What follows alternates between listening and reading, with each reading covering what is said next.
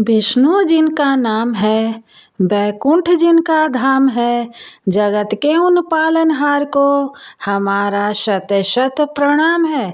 जय श्री कृष्ण, जय श्री लक्ष्मी नारायण। आप सभी का अपने चैनल संस्कारी मार्ग पर बहुत बहुत स्वागत है। आप सभी को पौष मास और पुत्रदा एकादशी की हार्दिक शुभकामनाएं। आज हम सुनेंगे पौष मास शुक्ल पक्ष में एकादशी व्रत का महात्म और पुत्रदा एकादशी व्रत की कथा। उसके बाद एकादशी माता की आरती। तो चलिए सुनते हैं पुत्रदा एकादशी व्रत की कथा महात्म। शास्त्रों के अनुसार पुत्रदा एकादशी का व्रत संतान की कामना के लिए रखा जाता है। जिन लोगों को संतान प्राप्ति में बाधा आ रही है, उन लोगों को पुत्रदा एकादशी का व्रत जरूर रखना चाहिए। वहीं जिन लोगों को संतान है, उन्हें संतान के अच्छे स्वास्थ्य, खुशहाली और समृद्धि के लिए इस व्रत को करना चाहिए। माना जाता है कि इस व्रत को करने से व्यक्ति के जन्म जन्मांतर के पाप मिट जाते हैं। यह व्रत मन को शुद्ध करता है और व्यक्ति के भीतर सात्विक विचारों का संचरण करता है। तो चलिए सुनते हैं संपूर्ण एकादशी की व्रत कथा महात्म। अम्बरीश इक्ष्वाकु वंशीय परम वीर राजा थे। वह भागीरथ के प्रपौत्र, वसुवत मनु के पौत्र और नाभा के पुत्र थे। राजा अम्बरीश संपूर्ण पृथ्वी के राजा थे। उनके सुख, समृद्धि और ऐश्वर्य की तुलना नहीं की जा सकती थी, लेकिन फिर भी राजा अम्बरीश को अपने ऐश्वर्य का कोई घमंड नहीं था, ना ही वे कभी अभिमान करते थे। वे तो भगवान श्री विष्णु के परम भक्त और सर्वोच्च कोटि के राजा थे। इस भौतिक जीवन की नश्वरता को भली भांति वे जानते थे। अम्बरीश महाराज सदैव परम भगवान की भक्ति में लीन रहते थे। राजा अम्बरीश ने अपने मन को भगवान श्री कृष्ण के चरण चिंतन में, वाणी को गुणगान में, हाथों को श्री हरि के मंदिर को झाड़ने बुहारने में, कानों को अच्युत के पवित्र चरित्र सुनने में, नेत्रों को भगवान के विग्रह के दर्शन करने में और अंगों को भगवत सेवकों के स्पर्श में, नासिका को भगवान के चरणों पर चढ़ी हुई तुलसी की गंध लेने में और जिह्वा को भगवत प्रसाद का रस लेने में, पैरों को श्री नारायण के पवित्र स्थानों में जाने में और मस्तक को ऋषिकेश के चरणों की वंदना में लगा रखा था। दूसरे संसारी लोगों की भांति वे विषय भोगों में लिप्त नहीं रहते थे।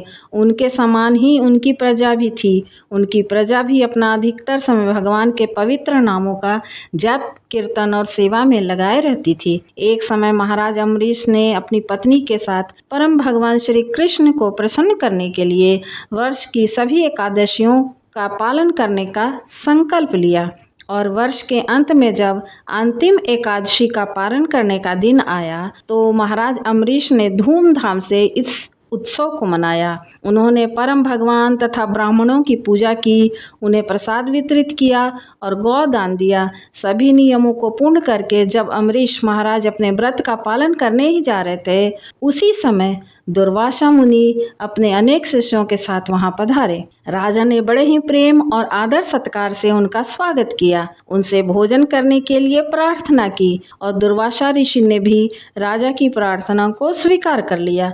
लेकिन भोजन करने से पहले वे यमुना तट पर स्नान करने के लिए चले गए। इधर राजा अम्बरीश को निर्धारित समय पर अपने एकादशी के व्रत का पारण करना था। जैसा कि हम सभी जानते हैं कि एकादशी का पारण हमेशा ही शुभ मुहूर्त में एक निश्चित समय के अंतर्गत करना होता है। राजा अम्बरीश दुर्वासा मुनि की प्रतीक्षा कर ही रहे थे, लेकिन काफ़ी समय बीत गया, परंतु दुर्वासा मुनि अभी तक नहीं आए।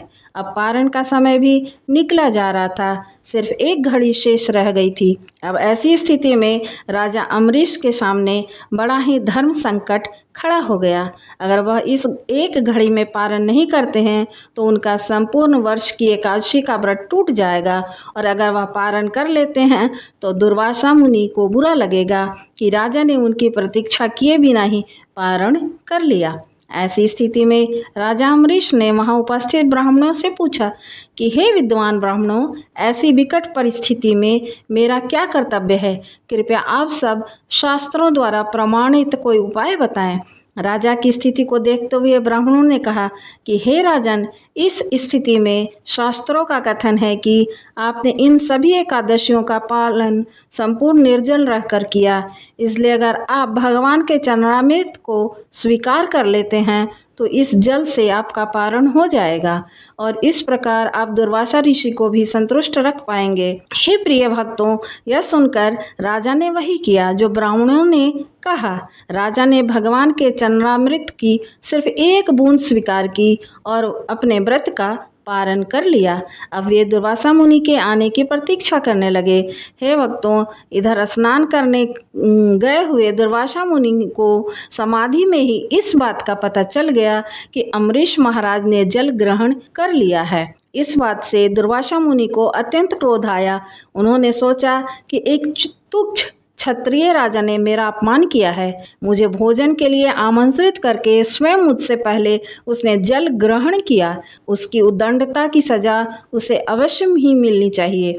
ऐसा सोचकर दुर्वासा मुनि ने क्रोध में अपने बालों की एक लट खींचकर निकाली। देखते ही देखते उस लट से एक विशालकाय अग्नि राक्षस कृत्या का रूप ले लिया और प्रकट हुआ। यह एक ऐसा अग्निदैत्य था जो संपूर्ण पृथ्वी को अपनी लपटों में समा सकता था। दुर्वासा ऋषि ने उस कृत्या को आदेश देते हुए कहा कि इसे छन जाओ और उस अभिमानी राजा अम्बरीश को जलाकर भस्म कर दो। बस फिर क्या था, राजा आज्ञा पाते ही कृत्या राजा अम्बरीश के सामने पहुंच गई। राजा अम्बरीश भी समझ गए कि क्या हुआ है, लेकिन वे भगवान के शुद्ध भक्त थे। कृत्या को देखकर वे थोड़े भी विचलित नहीं हुए। उन्होंने उसे दुर्वासा मुनि का आशीर्वाद समझकर स्वीकार कर लिया और हाथ जोड़कर उसके सामने खड़े रह गए। लेकिन हे भक्तों, जो भगवान के भक्त होते हैं उनकी ऐसी स्थिति में भगवान भला कैसे मौन रह सकते हैं। भगवान श्री कृष्ण विष्णु अपने भक्तों का अपमान कभी सहन नहीं कर सकते। वे भृगु ऋषि की लात अपने वक्ष पर सहन कर सकते हैं, लेकिन अपने भक्तों के प्रति किया गया अपराध कभी भी क्षमा नहीं करते। एक क्षण में ही दुर्वासा के सामने सुदर्शन चक्र पहुंच गया। सुदर्शन चक्र अपनी तीक्ष्ण तेज और शक्ति से उस कृत्या राक्षस अग्निदैत्य को जलाकर भस्म कर दिया। और इतना ही नहीं, अब वह सुदर्शन चक्र दुर्वासा ऋषि को भस्म करने के लिए उनके पीछे चला गया। जब दुर्वासा मुनि को यह पता चला तो वे अत्यंत लज्जित और भयभीत होकर सुदर्शन चक्र से बचने के लिए चारों दिशाओं में भागने लगे। सुदर्शन चक्र ने हर जगह उनका पीछा किया। इंद्र इत्यादि तो क्या, ब्रह्मा जी और शिव जी ने भी उन्हें शरण नहीं दी। आखिरकार भगवान शिव ने उन्हें दयापूर्वक भगवान विष्णु के पास जाने का सुझाव दिया। भय से कांपते हुए दुर्वासा ऋषि उसी क्षण भगवान नारायण के पास पहुंच गए। उनसे प्रार्थना करते हुए कहने लगे कि हे प्रभु, आप इस संसार के आदि और अंत हैं। आपके नाम का स्मरण करने मात्र से मनुष्य नारकीय जीवन मुक्त हो जाता है। आपके भक्त महाराज अम्बरीश के प्रति मैंने घोर अपराध किया है। हे प्रभु, कृपा मुझे क्षमा करें। हे भगवान श्री हरिविष्णु ने दुर्वासा ऋषि से कहा, हे मुनि, तुमने मेरे भक्त राजा अम्बरीश का घोर अपमान करके अपने द्वेष का ही प्रदर्शन किया है, इसलिए तुम इसी क्षण मेरे प्रिय भक्त राजा अम्बरीश के पास जाओ, उनसे क्षमा मांगो और मुझे विश्वास है वे तुम्हें जीवन दान अवश्य देंगे। भगवान श्री हरि विष्णु की बात सुनकर दुर्वासा ऋषि उसी क्षण राजा अम्बरीश के पास गए। उन्होंने राजा के चरणों में गिरकर उनसे क्षमा मांगी और अपने अपराध के लिए प्रायश्चित करने लगे। राजा अम्बरीश अत्यंत विनम्र होने के कारण दुर्वासा ऋषि को इस अवस्था में देखकर लज्जित होने लगे। उन्होंने सुदर्शन चक्र से दुर्वासा ऋषि की रक्षा के लिए प्रार्थना की। राजा की प्रार्थना सुनकर सुदर्शन चक्र वापस चला गया। दुर्वासा मुनि ने राजा की स्तुति की और उन्हें आशीर्वाद दिया। हे प्रिय भक्तों, इस कथा को सुनकर ज्ञात होता है कि भगवान श्री हरि विष्णु के लिए एकादशी तिथि और उस एकादशी का व्रत का पालन करने वाले भक्त कितने महत्वपूर्ण हैं। तो प्रेम से बोलिए श्री लक्ष्मी नारायण भगवान कहने की लगे, जय। हे भगवान, आपने पौष व्रत की कृष्ण कथा, एकादशी अर्थात सफला एकादशी का महत्व बताकर बड़ी कृपा की। अब आप कृपा करके मुझे पौष मास के शुक्ल पक्ष की एकादशी के विषय में बताइए। इस एकादशी का क्या नाम है तथा इसके व्रत का क्या विधान है, इसकी विधि क्या है, इसका व्रत करने से किस फल की प्राप्ति होती है और उसमें कौन से देवता का पूजन किया जाता है, कृपया यह सब विस्तार पूर्वक कहिए।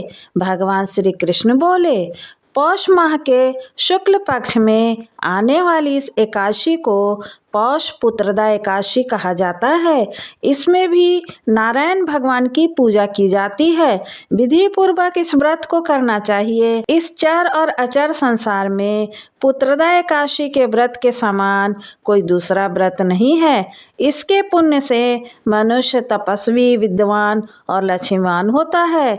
इसकी मैं एक कथा कहता हूँ, सो तुम उसे ध्यान पूर्वक सुनो। भद्रावती नामक नगरी में सुकेतुमान नाम का एक राजा राज्य करता था। उसके कोई पुत्र नहीं था।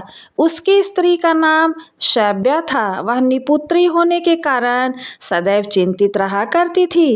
राजा के पितर भी रो रो कर पिंड लिया करते थे और सोचा करते थे कि इसके बाद हमें कौन पिंडदान देगा। राजा को भाई, बांधव, धन, हाथी, घोड़े, राज और मंत्री, इन सब में से किसी से भी संतोष नहीं होता था।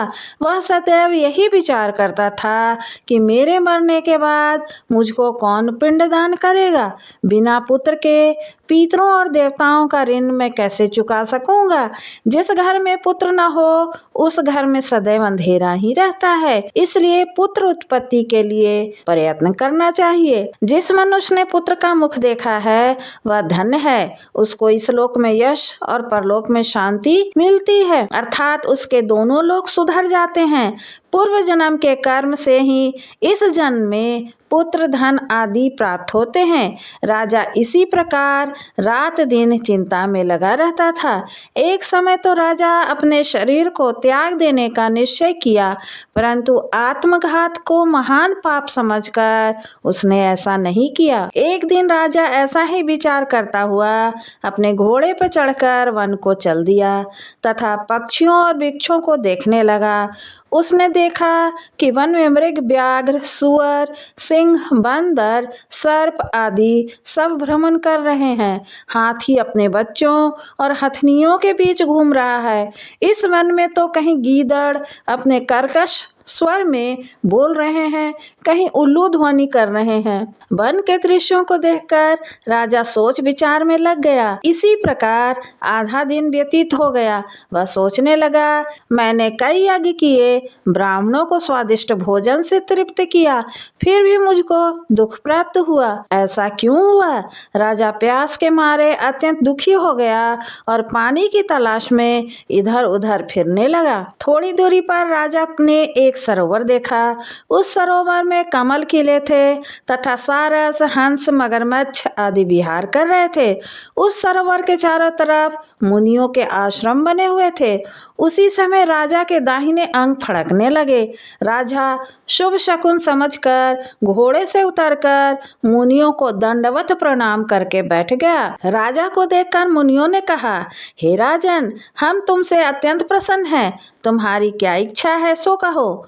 राजा ने पूछा, महाराज आप कौन हैं और किस लिए यहाँ आए हैं, कृपा करके बताइए। मुनि कहने लगे कि हे राजन, आज संतान देने वाली पुत्रदा एकादशी है। हम लोग विश्वदेव हैं और इस सरोवर में स्नान करने के लिए आए हैं। यह सुनकर राजा कहने लगा कि महाराज, मेरे तो कोई संतान नहीं है।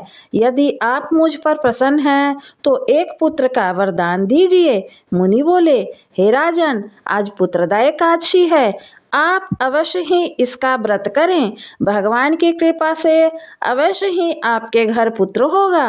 मुनि के वचन सुनकर राजा ने उसी दिन एकादशी का व्रत किया और द्वादशी को उसका पारण किया। इसके पश्चात मुनियों को प्रणाम करके महल में वापस आ गया। कुछ समय बीत जाने के बाद रानी ने गर्भ धारण किया और 9 महीने के पश्चात उनके एक पुत्र हुआ। वह राजकुमार अत्यंत शूरवीर, यशस्वी और प्रजापालक हुआ।